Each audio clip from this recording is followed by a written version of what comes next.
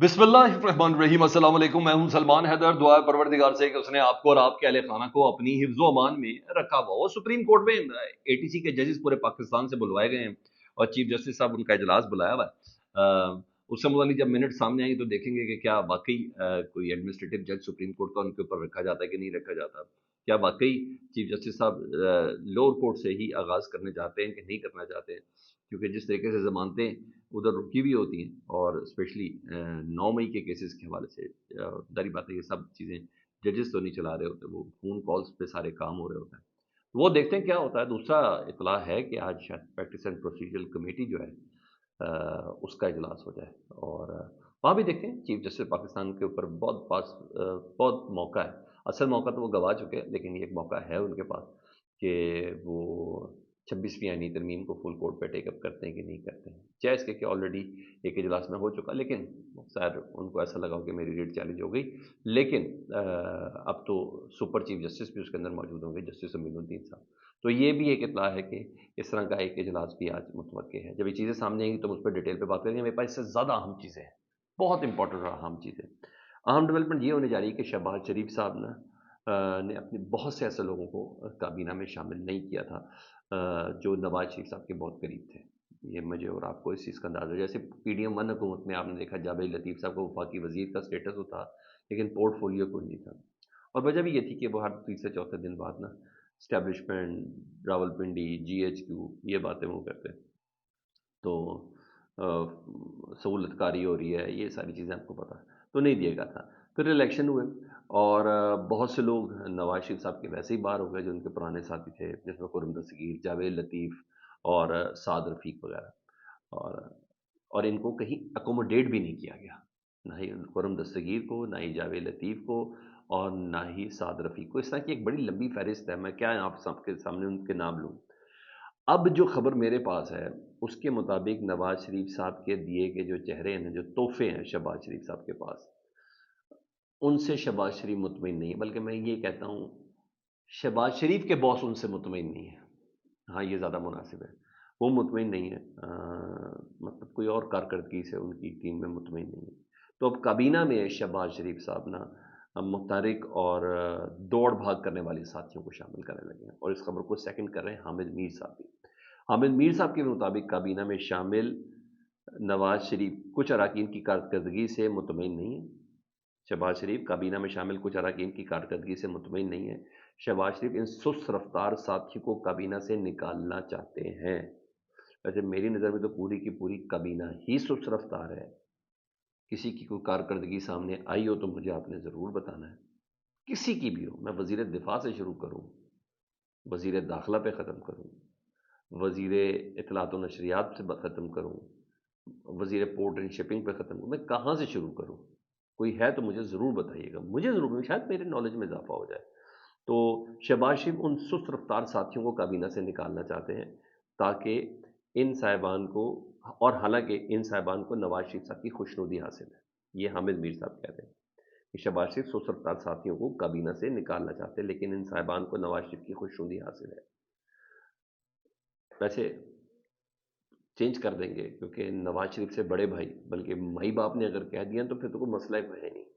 ये सब करने जा रहे हैं तो काबीना में ये तब्दीली होने जा रही है। यानी टीम मुकम्मल तौर पर रीशफल हो रही है।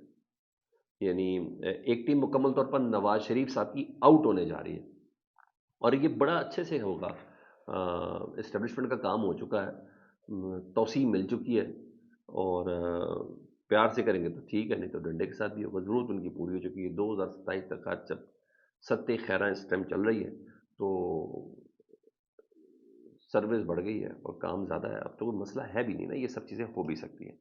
इधर जुल्फ़ी बुखारी साहब ने इनकी कहाँ पे टंगवा दी हैं, कहाँ पे टांग मारी, हाँ, कहाँ पे टंगवा दी हैं। जुल्फ़ी बुखारी साहब कहते हैं कि मेरी बात, जुल्फ़ी बुखारी साहब की बात हुई है अंसार अब्बासी साहब से, ठीक है। और अंसार अब्बासी साहब रिपोर्ट करते हैं कि जुल्फ़ी बुखारी कहते हैं कि वाशिंगटन में नौ मुंतखब सदर, डोनाल्ड ट्रंप की टीम के अरकान और ख़ुसूसन डोनाल्ड ट्रंप की बेटी जो है इवांका ट्रंप और जो है कोशनर, जी हाँ, उनके जो दामाद हैं, उनसे वो मुलाकात का इरादा रखते हैं। इमरान खान साहब के करीबी साथी और बैन अल-अक़वामी जितने भी मामलात हैं इमरान खान साहब के, उसके سربراہ زلفی بخاری صاحب کہتے ہیں کہ میں واشنگٹن جا رہا ہوں اور نومنتخب صدر ڈونلڈ ٹرمپ کی ٹیم کے اراکین اور ٹرمپ کی بیٹی اور داماد سے ملاقات کا ارادہ رکھتا ہوں تاکہ ان سے جیل میں قید عمران خان اور پارٹی کے ساتھ کی جانے والی زیادتیوں اور جو جمہوری اقدار کا خاتمہ قتل ہوا پاکستان میں اس پر بات کی جا سکتی. مطلب پاکستان تحریک انصاف نے ابھی سے ہی کام بھی شروع کر دیے اور لابنگ بھی شروع کر دی ہے اور پریشان ہونے کے لیے کافی ہے. آج دیکھیے گا آج پرائم ٹائم کیسے نکلتا ہے شام کا، آپ کو ساری باتیں سمجھ آنا شروع ہوں گی. لیکن یہ خطرناک بات ہے اس حکومت کے لیے، اس میں کوئی شک نہیں ہے. مزید زلفی بخاری صاحب نے کہا کہ ڈونلڈ ٹرمپ کی بیٹی اور داماد میرے ذاتی دوست ہیں اور ان کی ٹیم کے دیگر اراکین کے ساتھ بھی میرا رابطہ ہے. وہ کہتے ہیں ڈونلڈ ٹرمپ یعنی عمران خان صاحب جب قید میں تھے اور ڈونلڈ ٹرمپ صاحب اپنا ٹرائل بھگت رہے تھے، وہ کہتے ہیں کہ ڈونلڈ ٹرمپ میرے ساتھ عمران خان کو عدالتوں کی جانب سے سنائی گئی سزاؤں پر تشویش کا اظہار کر چکے ہیں. یہ زلفی بخاری صاحب کہتے ہیں میرے ساتھ وہ اظہار کر چکے ہیں. ڈونلڈ ٹرمپ کے دل میں عمران خان کے لیے نرم گوشہ ہے، ان سے دوستی اور تعلق کو جوڑنے والے تجربات بھی ان کے آپس میں مشترک ہیں. دونوں نے اپنی اپنی حکومتیں ختم ہونے کے بعد ایک طریقے کے چیلنجز کا سامنا کیا. بالکل اسٹیبلشمنٹ ادھر بھی، اسٹیبلشمنٹ ادھر بھی، عدلیہ ادھر بھی، عدلیہ ادھر بھی، کیپٹل ہل کے الزامات ادھر بھی ادھر بھی، ادھر 9 مئی کے الزامات، بہت سی چیزیں مشترک ہے. اور انہیں کا اقتدار کی منتقلی کا ہم انتظار کر رہے ہیں، یعنی لابنگ پہ کام شروع ہو چکا. اور پریشانی کے ادھر عاطف خان صاحب جو امریکہ میں اور پاکستان تحریک صاحب کے معاملات کو دیکھتے ہیں بہت انفلوئنشل ہیں.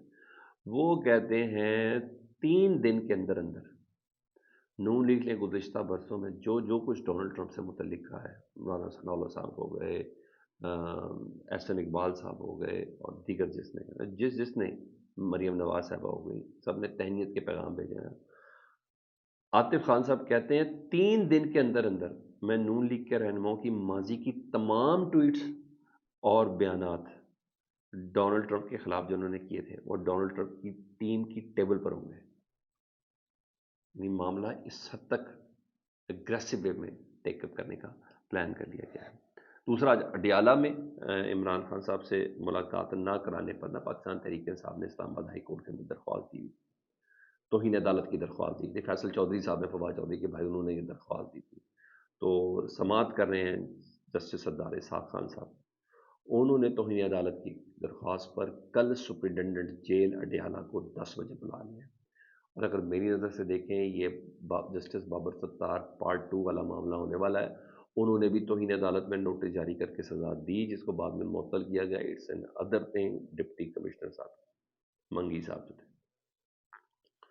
اور اب سپرنٹنڈنٹ جیل کے خلاف بھی توہین عدالت کی کارروائی انیشیٹ ہو جائے گی،